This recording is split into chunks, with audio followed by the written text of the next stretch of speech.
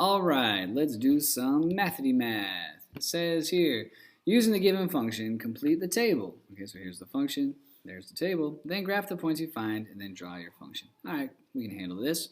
So here's our function. F of x is negative 3x minus 2. So what we're going to do here is these are just our inputs. We're just going to input those x's and see what the output is and see what happens. So I guess I'll just start with negative 2. So if I look at my function and I'm going to say, well, this is called f of negative 2 because I'm putting in the input of negative 2. And that's equals negative 3 times negative 2. And you can see here, instead of x, I just put in negative 2. Just like over here, instead of x, it's negative 2.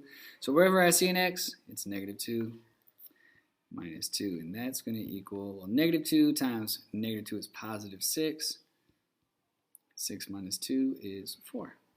Okay, so when I stick in a negative 2, I get 4. Now, I'm sure some of you can do these in your head, but I do encourage you to practice writing these out in function notation. It's good practice. It's a skill you're going to need later on, so why not just do it while it's easy, like baby steps. All right, f of negative 1. All right, negative 3. Negative 1, replacing that x, minus 2. Okie dokie. Negative 3 times negative 1 is positive 3. 3 minus 2 is 1. Keep this train going. F of 0. That's negative 3 times 0 minus 2. Well, negative 3 times 0 is 0. That goes away, so it's just negative 2. All right. Now we're cooking. F of 1. Negative 3 times 1 minus 2. Negative 3 minus 2. Well, if you have 3 negatives, and then you take away 2, now you have 5 negatives. Right? Okay. Last one, f of 2. All right. Negative 3 times 2 minus 2. Negative 3 times 2 is negative 6 minus 2. That gives us negative 8. Alrighty. There you go. So you did all your calculations, and now it's time to just graph this thing. I'm going to use a little bit fatter of a marker so it's easy to see. And let's see what happens here. Okay, first point says go back 2 and up 4. So this is my input, output, x, y. Back 2, up 4. 1, 2, 1, 2, 3, 4. Bam. There you go. This is back 1, up 1. Bam. Okie dokie. Over 0, down 2. 1, 2. Bam.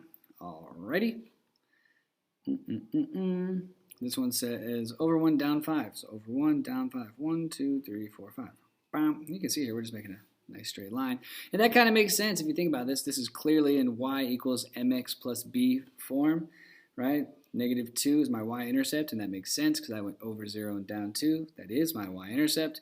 So this is all kind of making sense with what we know. And let's go down 8. 1, 2, 3, 4, 5, 6, 7, 8. Bam. Voila. Those are our points. I'm going to scoot the camera down a little bit. All right. And let's draw this function. I should have a ruler around here somewhere. Here we go. So I'm just going to line this guy up here and here. Draw a nice, straight, good-looking line. Put some arrows on the end so I can say, it goes forever. I'm going to color them in because I'm fancy. And voila. There you go. That's it. Good job. As always, if I was not clear or if you got questions for me, leave them in the comments below. I'll do my best to answer those. And if you like Mathity-Math and you want to know when more Mathity-Math is coming your way, go ahead and subscribe. Thanks. Bye.